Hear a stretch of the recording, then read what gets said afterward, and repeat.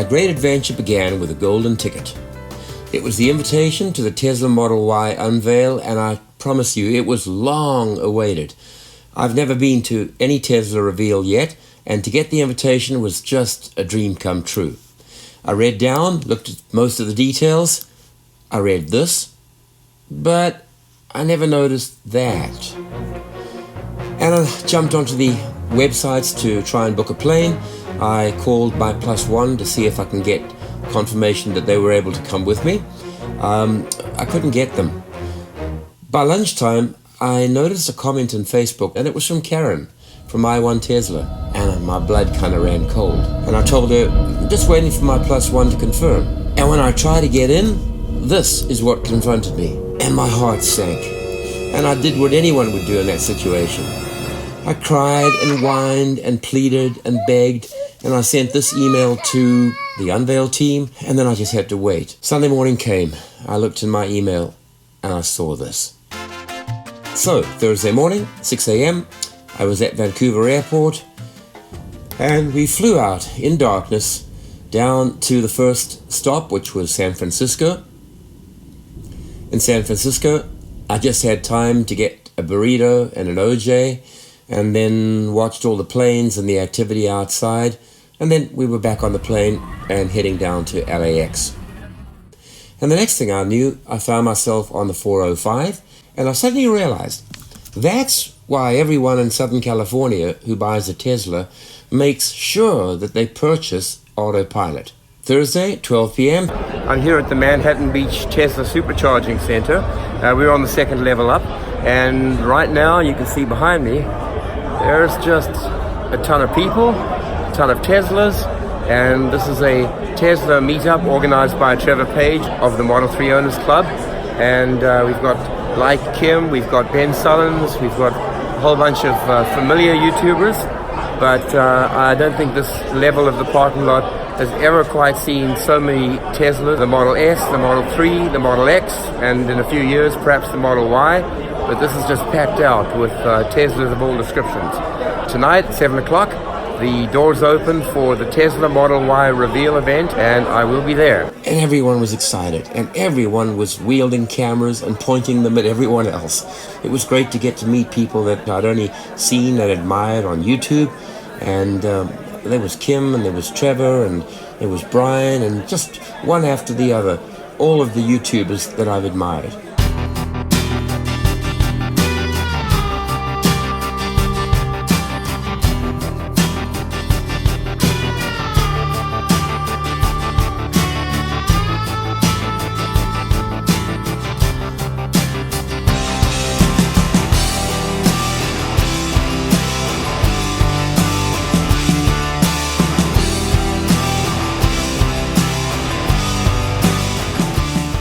And then after about 2 hours, I decided that it would be important to get myself down to Hawthorne, get into the vicinity of where the Tesla Design Studio was. So I headed for the parking lot at Lowe's, which was just near a reserved area that Tesla was offering to attendees, some free parking. After that, I took a stroll down Rocket Road. Of course, on number 1 Rocket Road is SpaceX.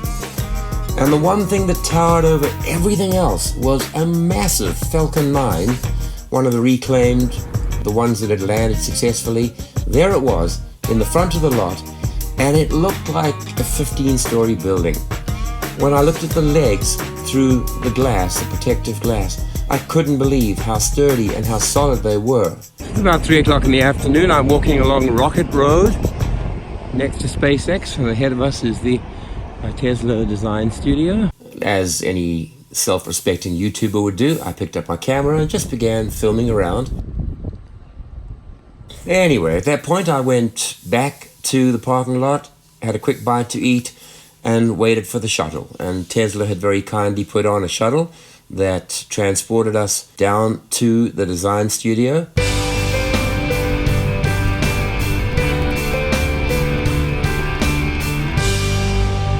On arriving, we jumped into the lineup. I made sure to get there quickly.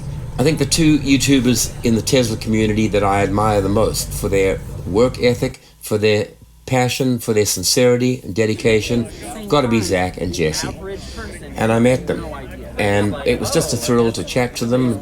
Here they are, being interviewed by Alex from E for Electric. But they were as nice and pleasant in person as they are on their channel. I believe what we're looking at here is the new version 3 of the supercharger. I think it's going to be unveiled tonight. There it is, supercharging version 3 demo. At this point, the line was already snaking right around the block, and I really did feel sorry for those that were so far back. I knew what that meant was a very long wait at the end of the evening for that test drive. And then it was 7 o'clock, and we entered into the reception area to be confronted by a sign. And then we were inside. Everyone is just crowding up at the front of the stage. It's a long time before Elon comes on, but people don't want to lose their place. So here we have a massive group and aggregation pushed right up against the stage.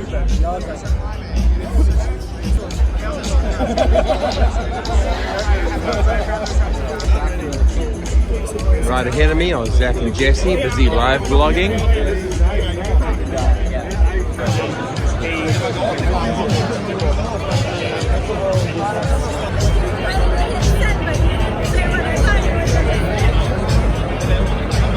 And then, true to form, 20 minutes late, the show started.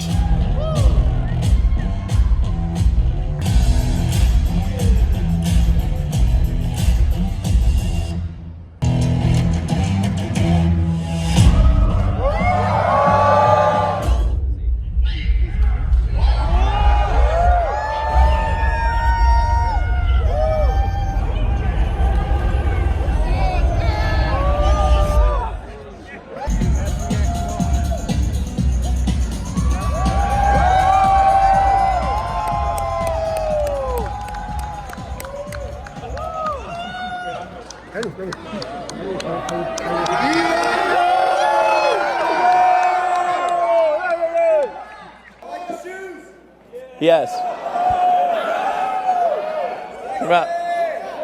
Welcome to the Tesla Design Studio. I think I've never seen so many cameras in my entire life. This is cameras everywhere. So let's take a look at the first car we ever made, the Tesla Roadster. Yeah.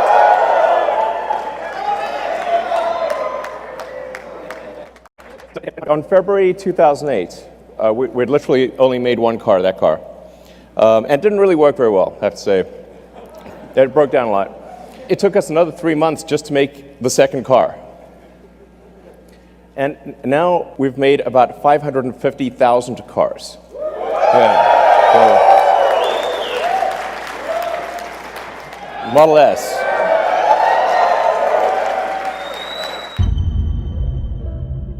I like calling things what they are. So Roadster is called Roadster because it's a roadster. There is no good word for sedan. So we couldn't call it the sedan. It wouldn't work. Or saloon. There's just like literally no word. So the Model S stands for sedan. Going from the Model S, we said, okay, we want to make the best SUV in the world. We want to do something. We kind of got carried away actually with the Model X. The Model X is like, as a car, it's like a Fabergé egg meets a spaceship. It's like, it was insanely difficult, but it is an amazing vehicle. Let's bring it out.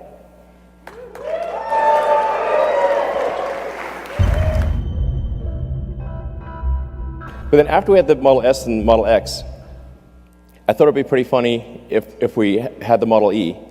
But then like Ford threatened to sue us. Ford killed sex. But I said, what if we call it the Model 3? Because that's completely different from me. They said, that's fine. So we have the Model 3. Let's bring out the Model 3.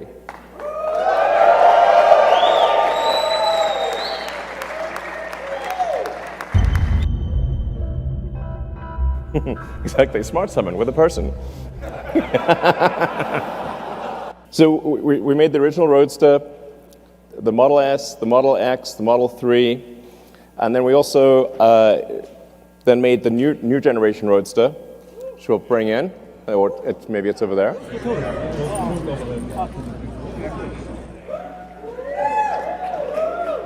Sweet.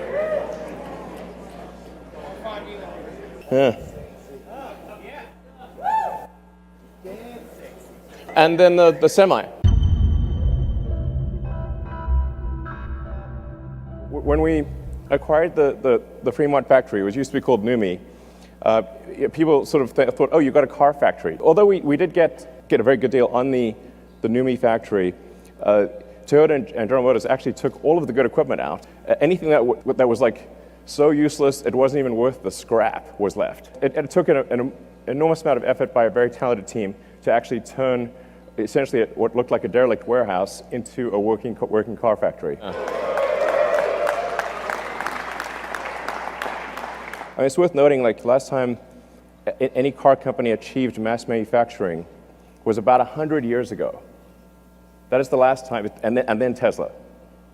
It's literally that crazy. So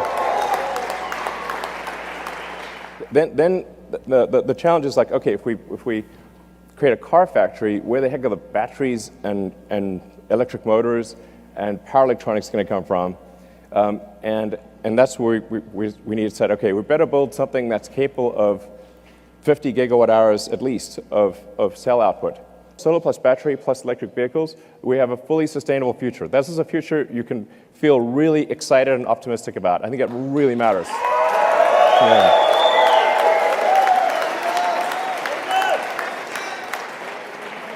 In 2010, we had 0 superchargers. So we went from 0 superchargers to building a global network of superchargers. Yeah. Yeah, so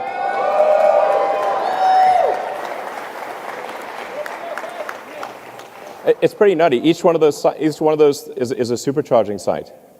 So supercharging team has done an incredible job building a global network of superchargers that allow you to travel to a massive section of the world, basically anywhere in North America, almost anywhere in Europe, most places in China, not the Gobi Desert yet, but most places. We'll cover the Gobi Desert. We'll get there. And we actually have version 3 of the supercharger that we just unveiled. And in fact, yeah.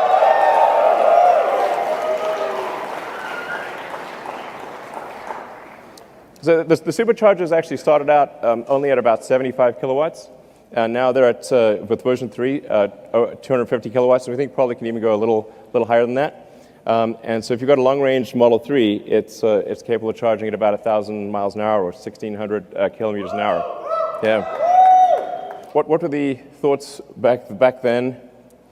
What were some of the comments? The internet is forever. Electric cars were considered extremely impossible and stupid. And then now, things have changed. Yeah.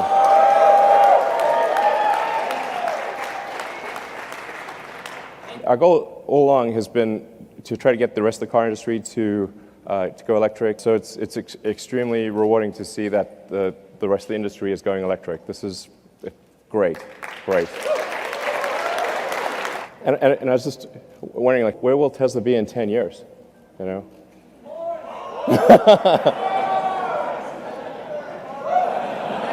Mars. Tesla will be on Mars in 10 years. I think it will. So after that extended history lesson, what about the actual reason you came? Okay. There's a missing car. They ran out the Model Y.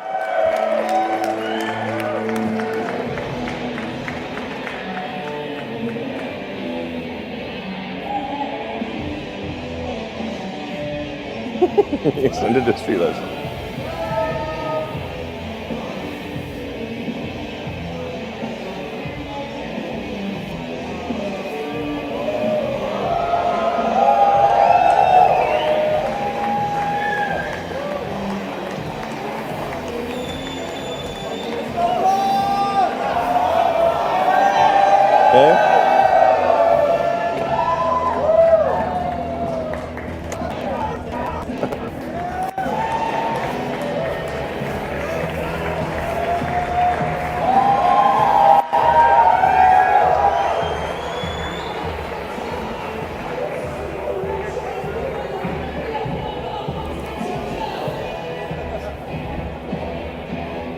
All right.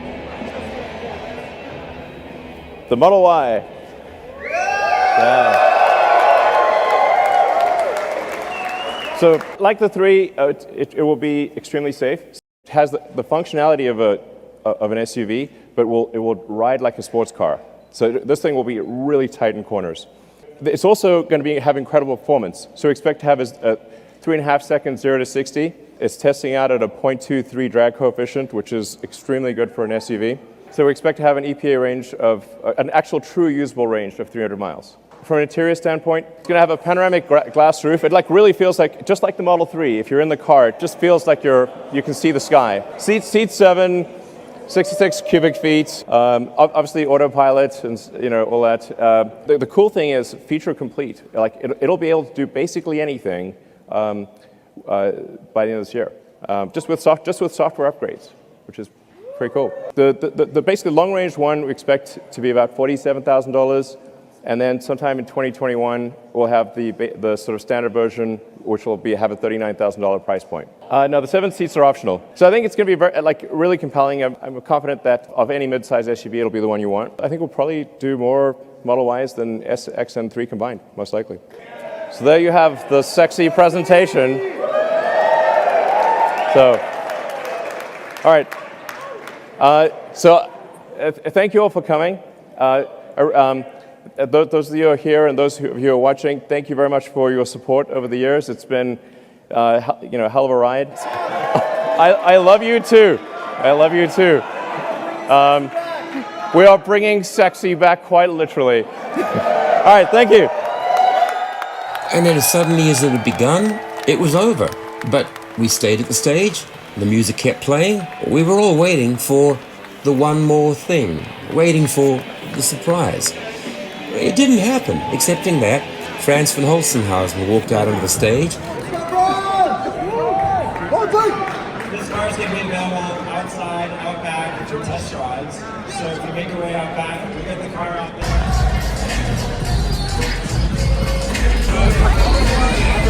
So we're outside here. They're going to be offering test rides by the number on your ticket. I have number 184. They're calling numbers 1 through 30 right now. So there's pandemonium and chaos, but of the good kind.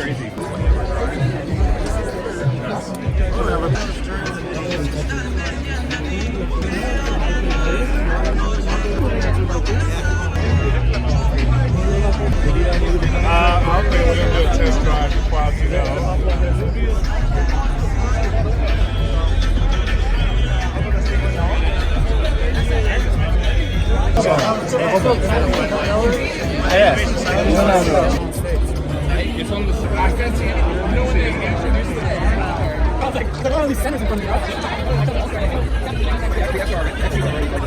My number is 184, so we're calling 91 to 120.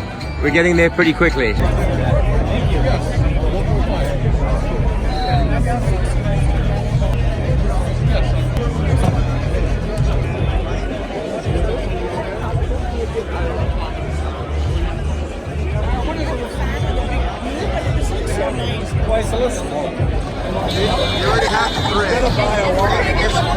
Even Starman has a phone and gets a ride.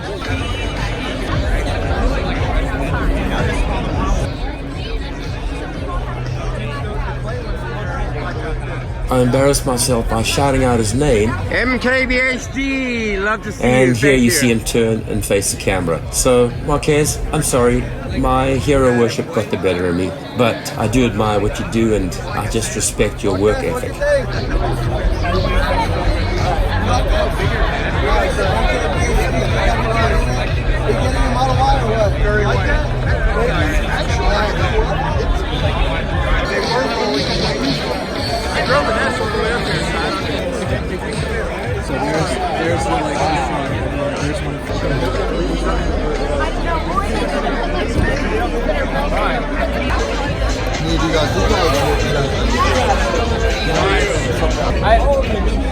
I know we're trying to keep it moving. Elon said that it has a power lift gate.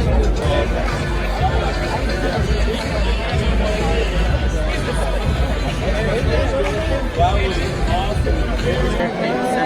Feel my arm. This is a wind tunnel model of the Y, and I'm sure all these numbers mean a whole lot. Nothing to me, but this is how they wind tunnel test it to get a drag coefficient of 0.23.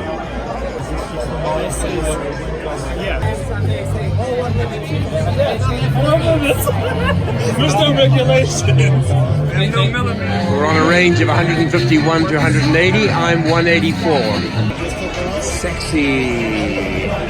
Here we are. I'm right at the front of the line at the moment here, and the car's coming in soon, so I'm about to take my ride. Can't wait. Go ahead and put our seatbelts on if you can. Right.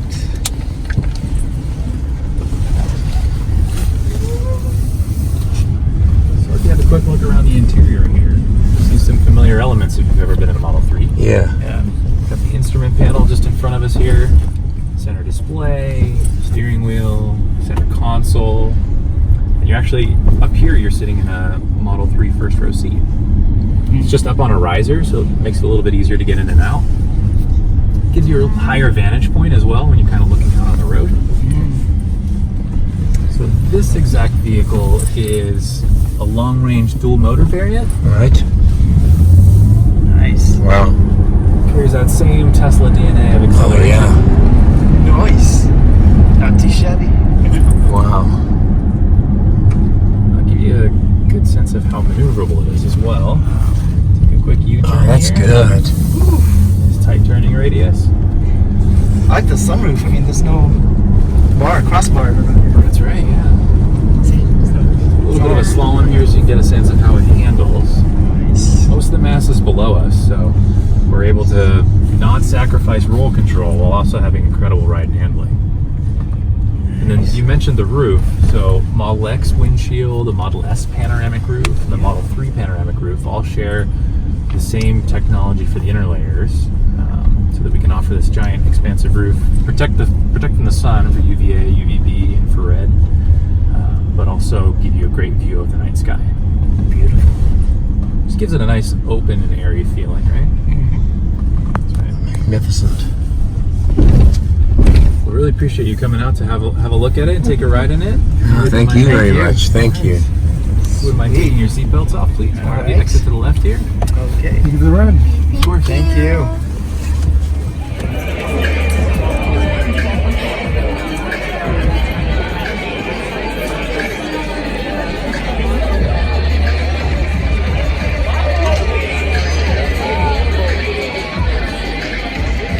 You can see that the back is higher, and it's a much deeper rear end than is found on the Model 3. But the same cool lines and the same low drag coefficient of 0.23.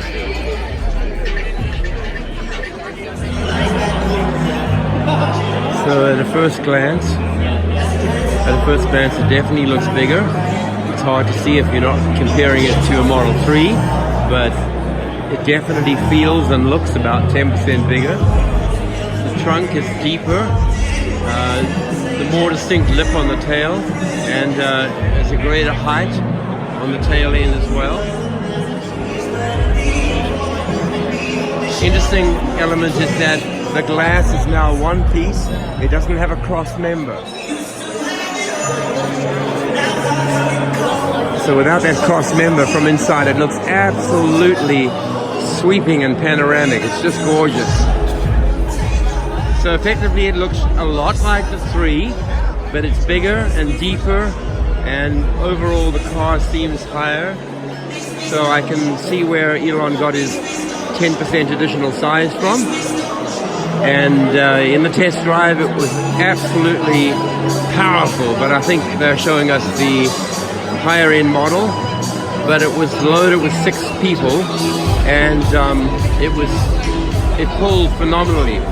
He did some slalom, moving in an S curve.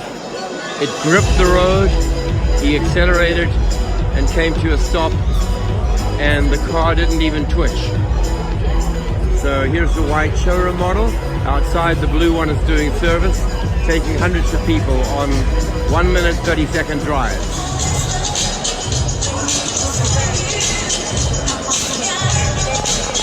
And there's the beautiful Roadster version 2. which I will not be getting. It is gorgeous. Looking at it in the flesh, so to speak, it's just a beauty.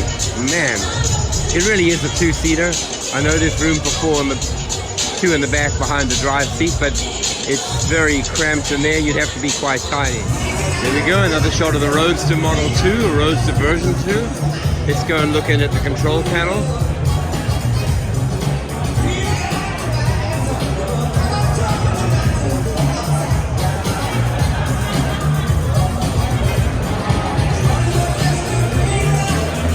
Wow, the car I won't be getting, but what a car.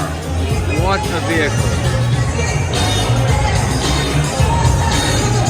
And here right in front of me here is the Semi. Cannot see it in one shot, so we'll have to lift the camera a little.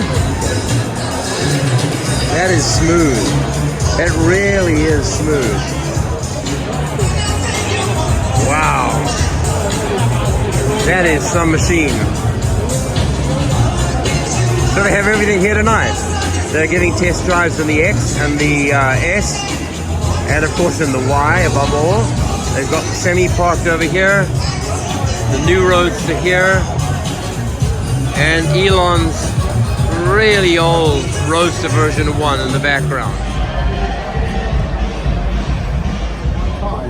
The conference call, right, the earnings call, where they ended up putting up on a couple of analysts and taking that was pretty critical to this actually. But come to think about it, you know, I do have to say that I kind of regret those comments because I don't think the whole conference call should be product-focused long-term questions like I gave, but I think... Folks, I'm not going to make this video any longer. I'm going to upload a new episode tomorrow where I handle the top 10 questions about the Model Y that you have dropped in my comment section on the previous video.